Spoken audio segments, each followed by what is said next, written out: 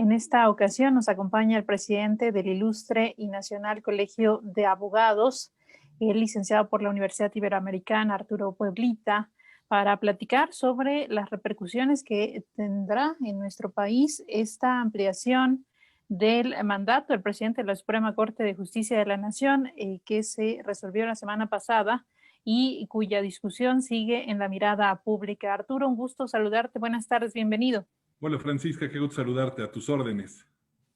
¿Ante qué estamos frente a esta resolución que se toma en el Senado de la República para ampliar el mandato del presidente de la Suprema Corte de Justicia de la Nación, que es el representante en este caso del Poder Judicial, y pues las dudas que despierta en torno a si esto no se trata de presiones precisamente hacia este poder? Claro que sí, Francisca. Mira, te comento que esto se da en el marco de una iniciativa presentada para reformar algunas cuestiones internas del Poder Judicial de la Federación y que son resultado también de una reforma constitucional que fue aprobada a principios de este año, a través de la cual se están regulando algunas cuestiones internas y se van a establecer algunas modificaciones y se van a establecer algunos nuevos conceptos y criterios que van a requerir de una implementación hacia el interior del Poder Judicial de la Federación. Y en la iniciativa originalmente presentada no venía contemplada una ampliación del mandato, eso fue una cuestión que se adicionó en el Senado de la República justamente bajo la lógica de supuestamente permitir la plena implementación de las reformas que se están realizando. Y aquí se está proponiendo que se amplíe prácticamente por 2 años más la duración de la figura del presidente de la Corte en su actual encargo, lo que implicaría que prácticamente se quedaría 6 años, pero además se está estableciendo también que el resto de los consejeros de la Judicatura, que es el Consejo de la Judicatura, sería el órgano encargado de la implementación de muchas de estas reformas, ya digamos, ya operativamente hablando, hacia el interior del Poder Judicial, también se les estuviera ampliando la duración en sus encargos. De tal manera que este Consejo de la Judicatura Federal está integrado por 7 diferentes miembros, el presidente de la Corte es también presidente del Consejo, y se les estarían ampliando por 2 años más al resto de los consejeros. Esto es algo que no puede suceder constitucionalmente hablando, en los términos del artículo 97, párrafo cuarto de la Constitución, se establece que cada 4 años deberá elegirse al presidente de la Corte y una disposición transitoria de una norma secundaria, como es una ley, no puede contrariar lo que dice la Constitución, lo que implicaría necesariamente la inconstitucionalidad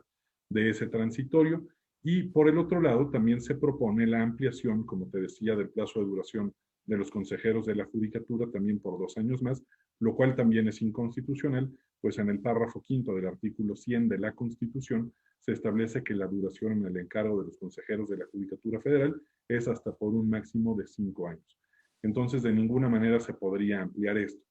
Te voy a decir yo cómo veo las cosas. Yo creo que en gran medida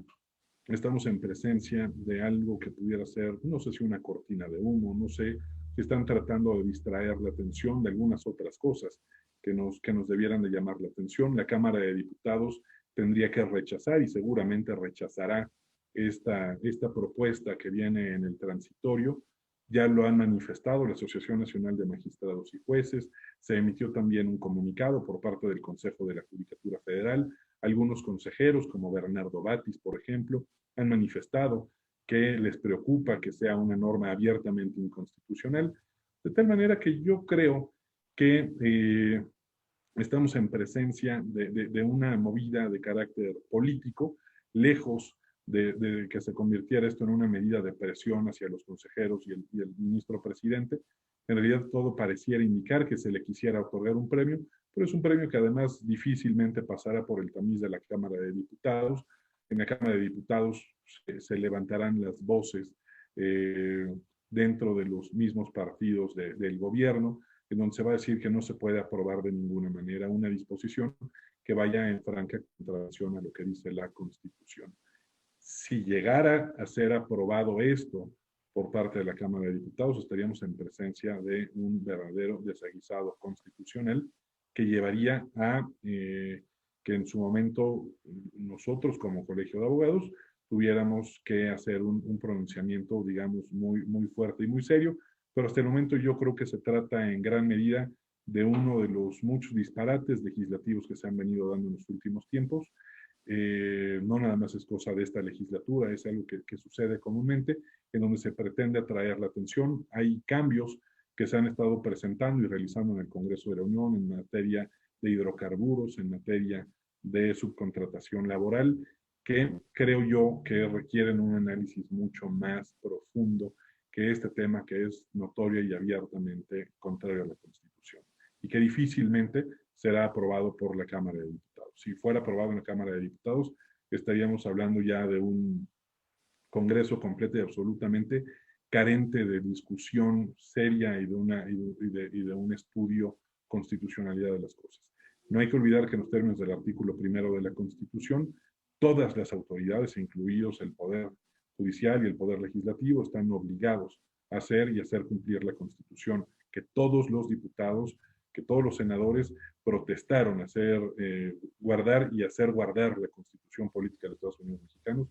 Entonces, en ese sentido, no creo que exista ninguna posibilidad de que esto se vaya a convertir en una ley y muy probablemente desde los mismos dictámenes que se hagan en la Cámara de Diputados se desestimará la subsistencia de este artículo transitorio. Este escrutinio al Poder Judicial está pues a la orden del día, sobre todo porque en el caso de esta resolución que tomó el INE, que ratificó y que nuevamente le regresa por la impugnación que está realizando Morena al caso Salgado Macedonio y el caso del aspirante a la gubernatura en Michoacán, lo llevará nuevamente al Tribunal del Poder Judicial de la Federación. Y está en la orden del día, está en el escrutinio, la actuación precisamente de ese tribunal. Habría pues elementos para vincularlo también hacia este tema, hacia la actuación que va a tener pues en los próximos días ese organismo que lamentablemente está pues en entredicho su actuación. Mira, constitucionalmente hablando, estamos hablando de un órgano diverso. La propia Constitución reconoce en el Tribunal Electoral del Poder Judicial de la Federación bastante autonomía respecto de la Suprema Corte y del Consejo de la Judicatura Federal. En realidad estamos hablando de un tribunal diferente a la Suprema Corte y además que se vuelve un tribunal especializado y terminal en materia electoral. Pues en mi opinión no se trata de algo similar. Yo creo que son temas aparte. Morena y cualquier otro partido político, cualquier otro candidato o cualquier ciudadano, tenemos expedita la posibilidad de acudir al Tribunal Electoral del Poder Judicial de la Federación para hacer valer nuestros derechos político-electorales. Yo creo que no veo que vaya por ahí la cosa, no creo que sea un tema de presión hacia el Tribunal Electoral. Sabemos bien y entiendo muy bien que pueden haber presiones externas, pero en mi opinión no estamos en presencia de una movida de ese tipo. Simple y sencillamente creo yo que se trató de un criterio oficioso que se adoptó desde la Cámara de Senadores para, por un lado, pretender quedar bien y por el otro para pretender darle continuidad y que desafortunadamente el Senado, cosa que nos debe preocupar, terminan aprobando una disposición transitoria que es notoria y evidentemente contraria al texto constitucional y que no tendría ninguna forma de sobrevivir a ningún tipo de medio de impugnación en materia constitucional y que además sería deseable que los propios actores que posiblemente se pudieran ver beneficiados, como ya lo ha hecho el consejero Batí, salieran, se desmarcaran y dejaran de manera muy clara y muy patente que se trata de un tema que es contrario a la Constitución. ¿La oposición ha jugado el papel que esperaría la ciudadanía en este caso? Yo creo que sí, yo creo que en este y en los demás casos, cada quien está haciendo lo que le corresponde, el partido en el gobierno, el mismo gobierno, la oposición, la academia, los colegios de profesionistas, hemos estado haciendo lo que nos corresponde. Creo yo que lo que se tiene que dejar muy claro es que es algo contrario a la Constitución, que esta disposición transitoria vulnera lo que dice la Constitución y que por esa razón de ninguna manera la Cámara de Diputados podría aprobarla o debería de aprobarla. Te digo, si esto llegara a suceder, estaríamos hablando ya de un proceso completo y absolutamente contrario a la Constitución. Esta norma sería una norma aprobada en fraude abierta a la Constitución,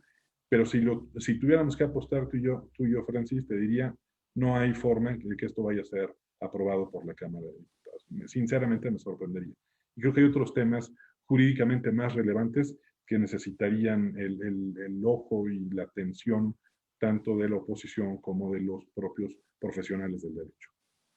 El tema de la ley de hidrocarburos, que seguramente derivará en más temas jurídicos, ya no solo en el ámbito nacional, sino en el ámbito internacional. Claro, y también lo que tenemos que ver, por ejemplo, en materia de telecomunicaciones, la utilización de datos personales o la captación de datos personales como el iris, como las huellas digitales, como el reconocimiento facial, como requisitos jurídicos para poder obtener una línea telefónica de telefonía celular, es algo que si se hace un análisis de derecho comparado con lo que sucede en otros países, nos vamos a dar cuenta que esto se da únicamente en unos cuantos países, creo que no llegan a 18 países, y que son países además que tienen una muy baja calidad democrática y una poca representatividad y normalidad democrática. Creo que hay otros temas en los que nos tendríamos que estar enfocando, y que este tema, te digo, yo creo que es algo que se va a terminar cayendo solo, es demasiado evidente, y te lo repito, es el artículo 97, párrafo cuarto, y el artículo 100, párrafo quinto de la Constitución, que no dejan lugar a dudas. Y una disposición transitoria de una ley secundaria de ninguna manera podría modificar lo que dice la Constitución, no generaría ningún derecho, para estas personas, no podría subsistir esta norma de ninguna forma. En caso de que esto se llegara a impugnar a través de una acción de inconstitucionalidad que presentaran las minorías, ya fuera de Cámara de Diputados o de senadores, pues en esos casos estaría impedido para votar en esa acción de inconstitucionalidad el presidente de la Corte, pero los otros 10 ministros tendrían que aplicar la Constitución sin mayor dilación, y además es demasiado clara la ley. Pues le agradecemos muchísimo la posibilidad de acercarnos a este tema desde el ámbito jurídico, aunque lo que hemos visto lamentablemente en este trienio que ya se va a culminar en los próximos meses, pues es que la legalidad parece ser uno de los temas que menos se conocen, y que lamentablemente hoy el presidente López Obrador se refiere en términos de confianza y no en términos jurídicos sobre lo que se debería de observar en esta medida. Es lamentable que el tema jurídico, los aspectos jurídicos estén tan descuidados y tan desatendidos por parte de los actores políticos, en este caso del partido en el poder. En una democracia y en un Estado de Derecho no se puede pretender mandar a la legalidad a un segundo lugar. La legalidad es un tema importante y a través del cual se llega a la justicia. No puede ser a través de la aplicación maniquea de la ley como se pretenda accesar a la justicia. Eso no se puede dar de ninguna forma. Pues le agradecemos muchísimo su tiempo, gracias al presidente del Ilustre y Nacional Colegio de Abogados, quien siempre nos amplía la información aquí en la Agencia Central de Noticias. Gracias por la oportunidad, Arturo, y muy buenas tardes. Gracias a ti, Francis. Un saludo al auditorio. Esto es lo que se analiza en el tema de la ampliación del mandato para el presidente de la Suprema Corte de Justicia de la Nación.